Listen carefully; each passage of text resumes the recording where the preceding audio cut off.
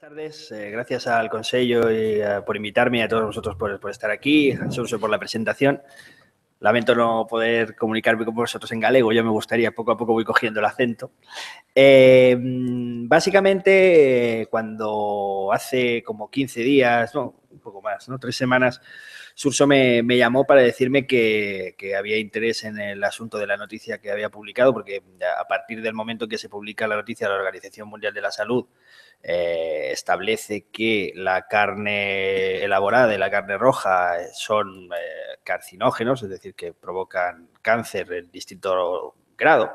Se produjo un gran escándalo, una gran conmoción social y me gustaría antes que nada situar cómo fue el escenario en el que se produjo la noticia. Yo me di cuenta de que realmente había un asunto muy polémico. Ya se sabía de la semana anterior que la OMS iba a sacar este informe. De hecho, son informes rutinarios que están, digamos, programados. Es un informe sobre unos trabajos epidemiológicos que se vienen haciendo desde los años 90. Es decir, no es nada que haya surgido, que se haya sacado la Organización Mundial de la Salud de la manga. Es algo que estaba previsto y cuando yo escuché que iba a salir yo estaba pendiente, pero me di cuenta de que había algo distinto en esta noticia por el ambiente de la redacción. Yo en ese momento estaba en Voz Populi, trabajando allí eran las 2 de la tarde, y empecé a escuchar las conversaciones de mis compañeros periodistas sobre el asunto. Oye, que la carne provoca cáncer, y las típicas comentarios, pero la morcilla, en plan broma, ¿no? La morcilla da cáncer, pero la salchicha sí, y el otro no. Y entre ellos había una discusión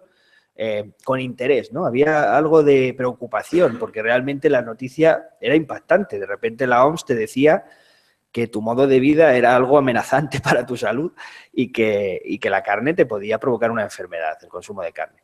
Bueno, yo inmediatamente, como conozco más o menos cuáles son los criterios de clasificación de la OMS en el tema de los carcinógenos, me puse en contacto con varios especialistas y en realidad hice un poco el trabajo normal. De hecho, me llamó mucho la atención que me llamara Xurxo, me llamaron de radios. Yo publiqué una pieza que se titulaba "No, usted no tiene que tener miedo de comer carne", en el que intentaba contextualizar cuál era el asunto de fondo, cuál era la letra pequeña de ese informe que había publicado la OMS, en el que si uno lo leía despacito se daba cuenta de que todo podía ser fruto de un gran...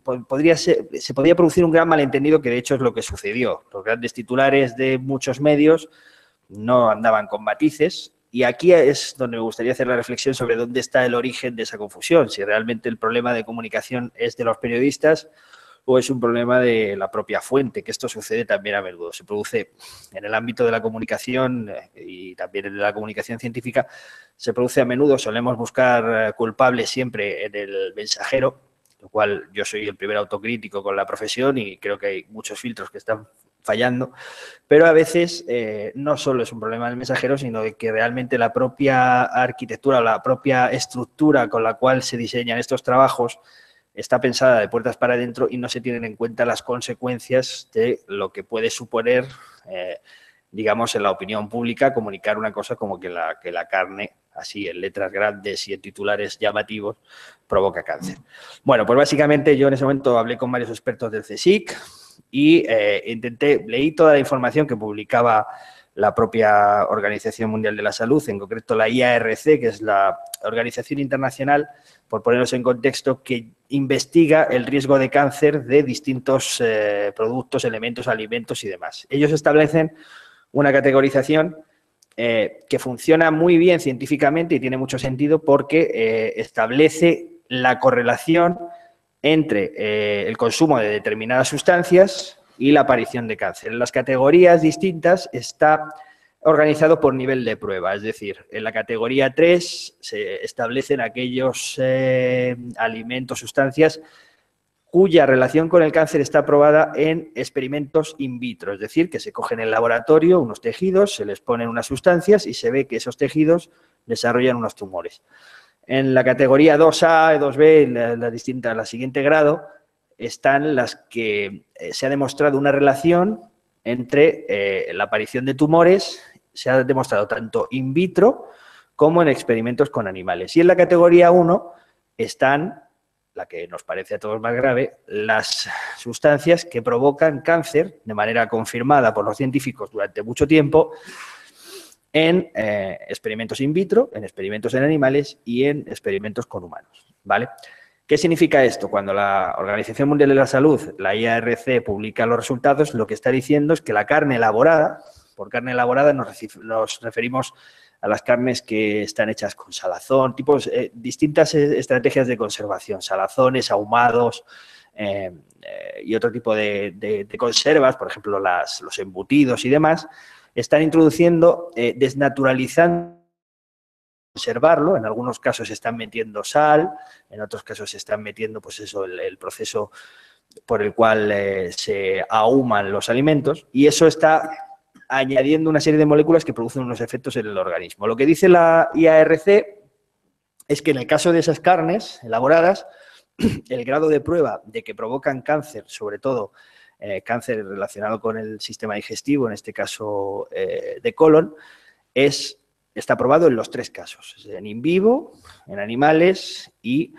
en humanos. En el caso de la carne roja, lo que establece la OMS es que es la categoría 2A, es decir, que está probado en in vitro y en animales, pero no hay pruebas suficientes como para saber qué sucede en humanos. ¿Qué significa esto? Ahí es donde viene la letra pequeña. ¿Significa esto que la carne elaborada, al estar en la misma categoría, en la categoría 1, que por ejemplo, el tabaco o que, por ejemplo, el plutonio o cualquier otra cosa, tiene los mismos efectos? Aquí es donde viene la gran confusión, porque realmente la OMS está trabajando con una lógica científica. Ellos están buscando la manera en que unas cosas correlacionan con otras por nivel de pruebas. Pero aquí la letra pequeña habla de niveles de riesgo, ¿vale? Tiene que ver la cantidad de alimento que tú te tomas, el porcentaje de riesgo más elevado que tiene el consumo de determinadas cantidades, lo cual no quiere decir en ningún caso que comerse un chuletón equivalga a fumarse un paquetillo, iba a decir, un paquete de cigarrillos al día, ¿no? No tiene nada que ver. De hecho, no es esa la lógica con la que actúa la categorización de la OMS. Pero ¿cuál es el problema? Que induce a pensar que al estar en la misma categoría significa lo mismo. Y de ahí viene el problema sobrevenido de los que tenemos que comunicar esto. Es decir, tenemos que explicar que no es exactamente así, sino que existen otra serie de matices que hacen difícil entender por qué la OMS lanza este llamamiento, o sea, lanza este anuncio de alguna manera, de manera descontrolada, porque ellos lo lanzan y la sociedad tiene que asumirlo, y en ese momento todo el mundo se encuentra con una especie de pánico colectivo al tema del consumo de carne. Lo que me dicen los expertos es, pues eso, lo que os estoy contando, que en realidad lo que está significando, por poner un ejemplo que yo he puesto en varias ocasiones, imaginaos que la OMS, en vez de ser la OMS, fuera la ONU y tuviera una categorización suya científica en la que estableciera la diferencia entre armas, o sea, pusiera 2 cajitas, en una hay armas y en otra juguetes.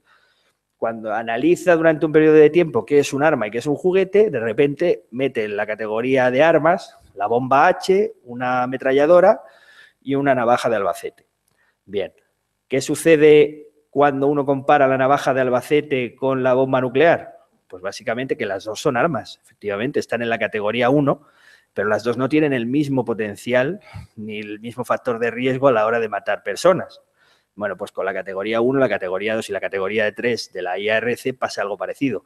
Lo que dice la OMS, lo que dice la IARC es estos elementos son cancerógenos, pero el nivel en el que son cancerógenos es donde está la letra pequeña. Es decir, necesitas comer unas dosis altísimas al día de carne elaborada durante todos los días. Básicamente lo que vienen a decir es que tienes que comer de barbacoa todos los días de tu vida, seguidos, durante mucho tiempo, para aumentar de manera significativa el riesgo de desarrollar un cáncer.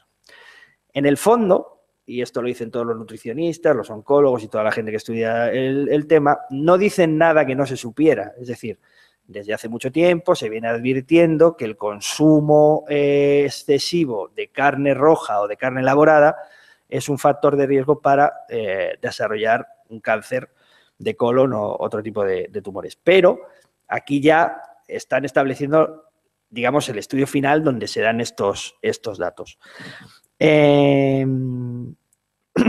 Como os decía, no quiere decir que sean peligrosos y hay que explicarle a la gente la diferencia lo que quiere decir la dosis y lo que quiere decir el tiempo de exposición. Esto pasa mucho cuando se escribe, por ejemplo, de radiación nuclear. Enseguida saltan las alertas, la gente piensa que cualquier tipo de exposición a cualquier elemento radiactivo es igual, y en realidad lo que importa es el tiempo que estás expuesto a un factor como la radiación y la cantidad de dosis que recibes en cada momento. Pues con la alimentación, en el fondo, pasa algo parecido.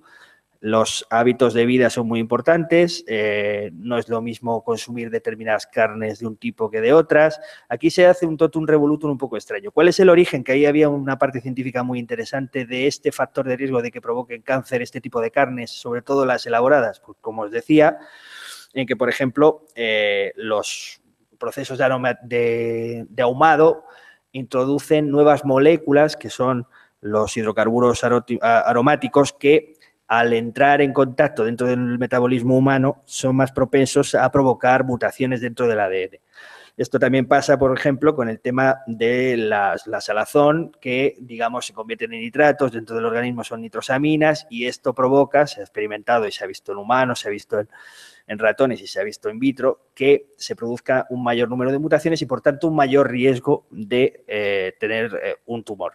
¿Significa esto que comer carne equivalga a que vayas a tener cáncer? En absoluto.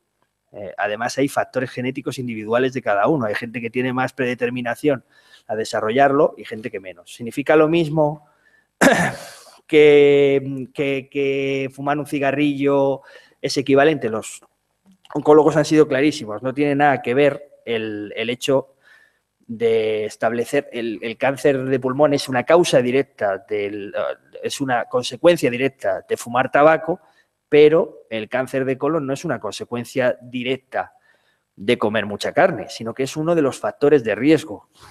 Contribuye a aumentar la cantidad de posibilidades, la cantidad de papeletas que tú tienes de desarrollar un cáncer de este tipo. Entonces, básicamente de lo que se trataba era de poner en contexto el asunto de fondo, que era el de saber qué significaba la noticia y de intentar huir del alarmismo. ¿Qué sucede en una redacción cuando llega una noticia de este tipo? Pues realmente es difícil que se interprete de otra manera que no sea la que se interpretó en ese momento, porque los filtros, las redacciones trabajamos con mucha prisa, trabajamos casi sin especialistas porque estamos en una época de crisis, porque cada vez el fenómeno de la precarización del oficio pues es universal. Entonces, no hay tiempo de que la gente se pare a pensar 2 minutos en qué es lo que está contando. De tal manera que todo el mundo, en el primer momento, sin pensarlo más, leyó el informe de la IARC, que era clarísimo. Hablaba en términos absolutos, no ponía un matiz. Luego tenías que leerte la letra pequeña para saber de qué estabas hablando, pero si te decían la carne elaborada está en la categoría 1 de carcinógenos de la OMS y la carne roja está en la categoría 2A y esto es igual que el tabaco, etcétera, etcétera. Pues lo que sucede es que se crea confusión. Algunos divulgadores norteamericanos llegaron a publicar en las siguientes horas que habría que calificar a la propia Organización Mundial de la Salud como factor confusógeno de categoría 1.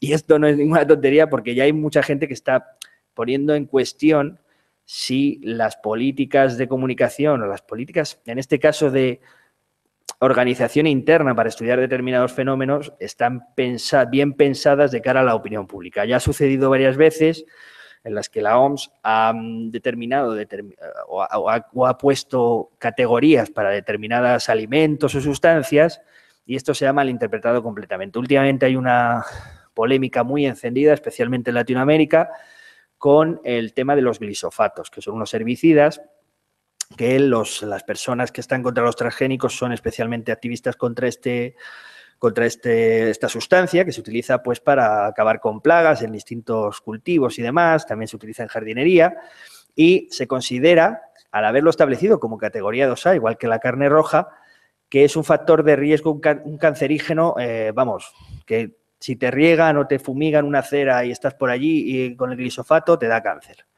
Pues realmente cuando se les explica a estas personas que en la misma categoría, esto ha sido espectacular, sobre todo en Argentina, donde hay un activismo tremendo con este tema, se les explica que que el glisofato está en la misma categoría que el mate, que es la infusión de hierbas nacional del país, ¿no? claro, les explota la cabeza porque no les cuadra. Si les están diciendo que esto es cancerígeno y resulta que el mate es igual de cancerígeno que lo otro, hay alguien que está metiendo en la categoría de armas todo lo que pilla. Entonces, la gente no va a entender realmente cuál es el verdadero significado de esta categorización, que yo no planteo que esté mal hecha. Lo que yo planteo y lo que plantean otras personas es si es prudente o si tiene la eficacia que se está buscando desde el punto de vista comunicativo el lanzar este mensaje y que se malinterprete de cara a la opinión pública. Básicamente porque se pierde credibilidad y entonces las grandes instituciones, especialmente la OMS, deberían mantener la credibilidad, porque es muy importante. De hecho, las personas que le dan crédito a la OMS con el tema de la carne roja, no las personas, algunas personas que le dan crédito a la OMS con el tema de que la carne produce cáncer, dicen, ya lo sabíamos, y luego cuando le reclamas que la OMS como criterio de autoridad para hablar de vacunas, por ejemplo, dicen, no me fío de la OMS, cuyos intereses son espúreos y demás. Entonces se lo cogen unas veces sí, otras no, pero es muy peligroso jugar en ese límite básicamente porque le das argumentos a los que consideran que hay pues una gran conspiración internacional, intereses ocultos, etcétera, etcétera. Yo después de publicar esta pieza sobre el tema de no es peligroso comer carne, se puede comer en dosis normales, habituales, las que comemos en la dieta mediterránea normalmente, recibí acusaciones como que yo trabajaba para el lobby cárnico, etcétera, etcétera. Entonces, claro, yo he venido con la intención de que me invitaran hoy a un chuletón, me han invitado a pescado, esto es un escándalo que quiero hacer constar aquí. No, de hecho, yo recibo acusaciones de este tipo todo el rato porque yo trabajo intentando explicar cuál es el criterio de la ciencia. Yo no informo bajo criterios ideológicos, que podré tener los míos, pero en mis ratos libres. Yo intento explicar qué es lo que dicen el método científico cuando se establecen determinadas pruebas, qué resultados ha habido, que son cambiantes porque la ciencia no da verdades absolutas y, de hecho, están abiertas a revisión permanentemente, pero no podemos pretender que la ciencia responda a nuestros prejuicios. Esto me ha pasado, por ejemplo, en un programa de radio en el que participo habitualmente, donde yo exponía el punto de vista de cuál era el criterio de la OMS, etcétera, etcétera, y poco menos que se me acusaba de estar en favor de los lobbies de Campofrío, cosas así, por el mero hecho de explicar, porque esto choca, de alguna manera, con lo que uno tiene predeterminado en su ideología. Uno ha decidido que la OMS es mala o que la OMS es buena y en función de eso, cuando recibe la noticia, pues lo juzga de una manera o lo juzga de otra. Os iba a contar algo que se me acaba de ir de la cabeza, dejarme un segundo. Sí. Lo primero es que llevo rato con la idea dándome vueltas y no consigo alcanzarla, ya la he pillado.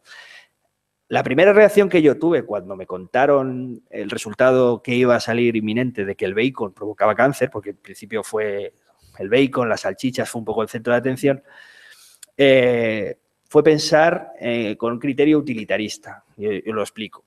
El bacon, ya os he explicado que al estar en la categoría 1 de carnes ahumadas y procesadas, provoca un aumento del riesgo que no es significativo realmente en comparación con otros muchos riesgos ambientales a los que estamos expuestos. Respirar en la ciudad, por ejemplo, yo que vengo de Madrid ni os cuento el riesgo que puede suponer. Y otro montón de cosas en las que estamos cotidianamente expuestos a un riesgo de cáncer, pero no son grandes titulares porque la OMS no ha lanzado ese mensaje de repente, ¿no?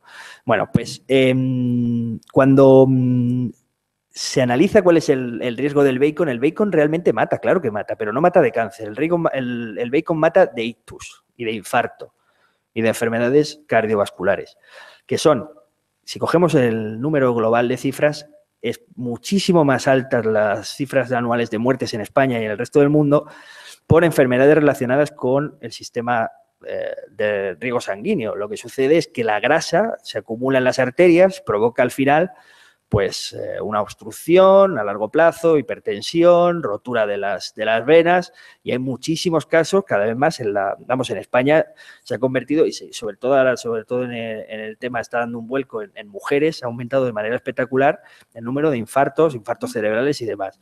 Si tú le dices, ¿qué pasa? Aquí está el contenido cultural, que es una especie de sesgo cognitivo que tenemos de serie, porque no da tanto miedo decirle a alguien que el bacon da infarto, no te lo crees o te ríes, pero si le dices que el bacon da cáncer, le entra un escalofrío que realmente sí le conciencia. Da mucho más miedo el cáncer que el infarto cuando mata mucho menos. Entonces, aquí tenemos que hacer un trabajo de divulgación. Me consta, los cardiólogos llevan años intentando defender todo esto, intentando ponerlo encima de la mesa, que lo más importante, es curioso porque en los medios de comunicación dedicamos muchísimo tiempo a encontrar curas milagrosas de cosas. La pastilla que te evita o que te pone en forma sin hacer ejercicio, la pastilla que evita no sé qué, no sé cuánto. Y lo que te dicen los que saben de esto es, bueno, es que lo que hace falta para evitar, por ejemplo, enfermedades neurodegenerativas como el Alzheimer, el Parkinson y demás, no es tanto un tratamiento para curarlo cuando ya ha aparecido, sino que lo que sería espectacular, que tendría una repercusión a nivel global impresionante, sería que la gente tuviera otros hábitos de vida, cambiar la forma en la que nos alimentamos, hacemos ejercicio, etcétera, etcétera. Estamos en una sociedad cada vez más sedentaria, que cada vez consume alimentos de una forma más desordenada y muchas veces un poco sin control y comiendo más grasas de la cuenta, y eso provoca unas consecuencias que sí que tienen que darnos miedo. Y sin embargo, como no tienen esa carga de enfermedad un poco marcada por el terror, porque es una enfermedad terrible, no da miedo. Lo que yo dije en ese momento, que era lo que os comentaba de mi criterio utilitarista, es, bueno, si la OMS consigue que la gente se acojone, con perdón, del bacon, bienvenido sea, porque se van a evitar sobre todo el gran problema, que es el de las enfermedades cardiovasculares. Y si es bajo una premisa falsa, que es que provoca cáncer, bueno, ahí tenemos otro problema porque realmente estamos perjudicando a un montón de gente que está viviendo de vender alimentos cárnicos y les estamos poniendo un estigma que no tiene sentido, ¿no? Otro de los temas es la mala información que se da casi siempre relacionada con el cáncer. Hay por aquí algún...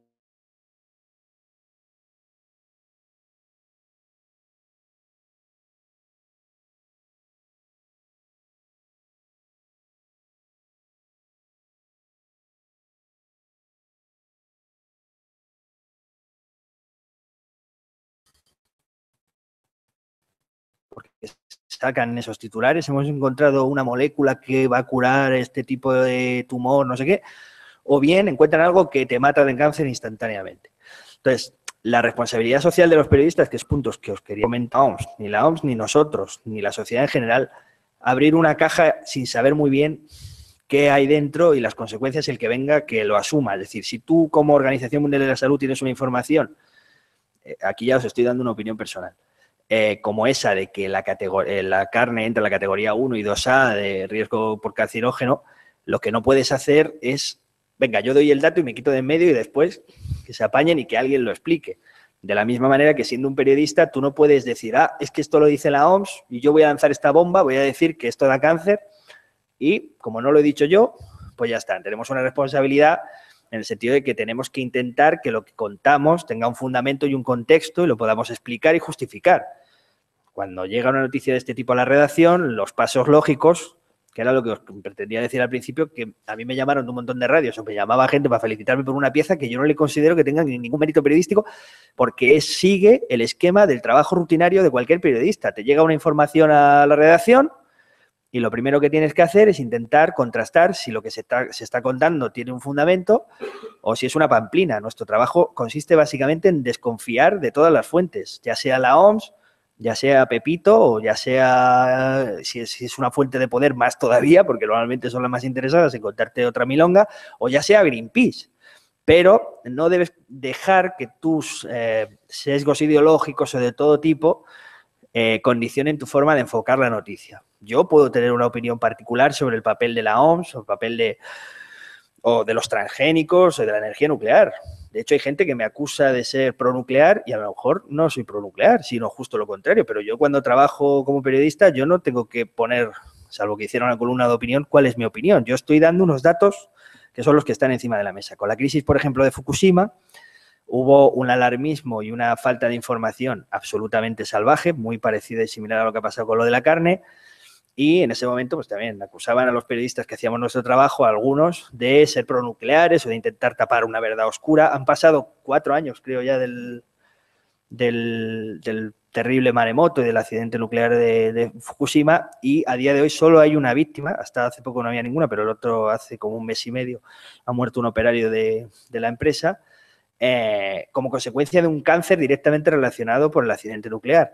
Hubo, no sé si 70.000 muertos, porque luego la cifra varió, o bajó, creo que al final fueron unos 30 y pico mil, que sí que fueron muertos como consecuencia, pero del accidente de Fukushima no, del terrorífico maremoto que todos pudimos ver las imágenes. Bueno, pues en el consciente colectivo, cada vez que pones, que se retoma la noticia en los telediarios, hace poco ha sido el aniversario, se ponen imágenes y se habla de muertos y se ven las imágenes de la central nuclear. Y al final, en el subconsciente colectivo, queda la imagen de que fue el accidente nuclear el que provocó los 30.000 muertos. Y el accidente nuclear provocó una desgracia terrible, que fue miles de familias desplazadas que no van a poder vivir allí probablemente el resto de sus vidas, ni las generaciones venideras, y aquello va a quedar contaminado y es un drama terrible. Pero es lo que es, no es otra cosa. No sucedió un Chernóbil, como algunos han pretendido contar. Podía haber sucedido algo mucho peor, porque la energía nuclear tiene unos riesgos tremendos.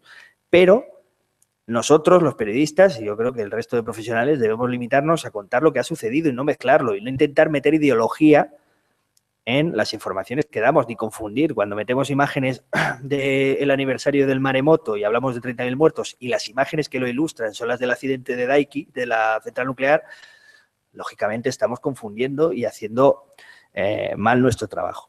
Para explicaros un poco cómo... Fíjate cómo vuela el tiempo. Me gustaría contaros otro ejemplo muy reciente también de un estudio que se malinterpretó en los medios. Fue muy interesante y también es otro ejemplo de cómo la fuente te puede hacer caer en un error. En la revista Nature, hace más o menos un año, se publicó un estudio en el que se hablaba de que la sacarina estaba alterando el equilibrio de nuestros intestinos y que era un factor de riesgo contra nuestra salud y estaba provocando un aumento de la diabetes en las personas. Bueno, cuando tú leías el estudio, estamos hablando de la revista Nature, que, digamos, para los profanos es una revista muy prestigiosa, y bueno, para los especialistas también, pero tiene unas meteduras de pata gloriosas y de vez en cuando tiene que retirar sus artículos porque no han sido suficientemente contrastados y los especialistas no han puesto bien los filtros. En este caso, el asunto de la sacarina era muy llamativo. De repente, la sacarina era poco menos que una sustancia venenosa, había que tener muchísimo cuidado. Cuando tú rascabas un poco en el estudio, hablando con especialistas, te das cuenta de que allí se había hecho algo mal. En principio, os voy a dar los datos un poco de memoria, no son exactos, pero se había hecho un estudio con ratones a los que se les había metido una dosis de sacarina salvaje. Era como 40 veces lo tolerado por un ratón, se le metía a diario a ese pobre animalico durante un tiempo determinado, no sé si era una semana y demás. ¿Qué pasaba con los ratones? Pues que los ratones se ponían malísimos, morían, era terrible. ¿Cuál era el sesgo de ese trabajo? Porque luego también se había replicado en humanos, pero con un grupo de 8 personas. O sea, era ridícula. La muestra no era significativa, el estudio no estaba bien hecho. Sin embargo, el titular ya había saltado a los medios. Y de repente, en muchos periódicos, televisiones y demás, ese día lo que se contó es que la sacarina provocaba diabetes. Y a mí me da igual, porque ese día también a mí, cuando escribí esto, me acusaron de trabajar para Azucarera Española o cualquier otra cosa. A mí me da igual, de hecho está puesta en cuestión los edulcorantes, si realmente son buenos o malos, y probablemente en el tiempo se verá si lo son o no lo son, pero se verá cuando haya pruebas suficientes y que estén bien hechas y bien trabajadas los estudios para ver si ese efecto es real. Si tú haces un estudio en el que coges a un grupo de ratones y en vez de sacarina lo sustituyes por lentejas y le das 20 platos de lentejas al ratón al día, puedes sacar un titular diciendo que las lentejas son veneno, pero lógicamente porque no se pueden hacer estudios que tienen esos sesgos de base tan llamativos. Y básicamente lo que os quería contar era un poco la necesidad de que los periodistas y los medios de comunicación estemos pendientes y tengamos este juicio crítico a la hora de analizar las informaciones, que evitemos la equidistancia innecesaria, que esto ha pasado mucho con el tema de las vacunas, por ejemplo, que es un malentendido permanente en nuestra profesión, en el sentido de que pensamos que tenemos que dar voz por igual a lo que está comprobado con hechos y con un criterio suficiente, y lo que simplemente es uno que pasaba por allí y se le ha ocurrido una idea.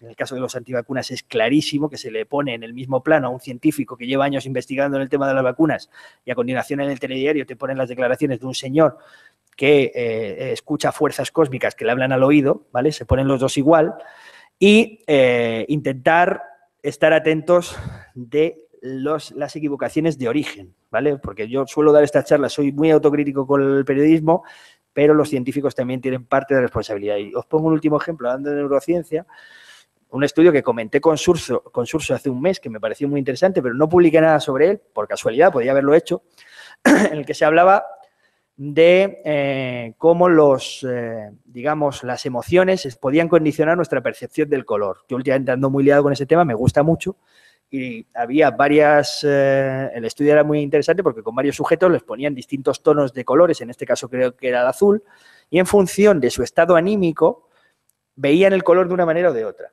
¿vale? Esto es muy interesante, tiene cierto sentido porque, digamos, el color es una construcción cerebral.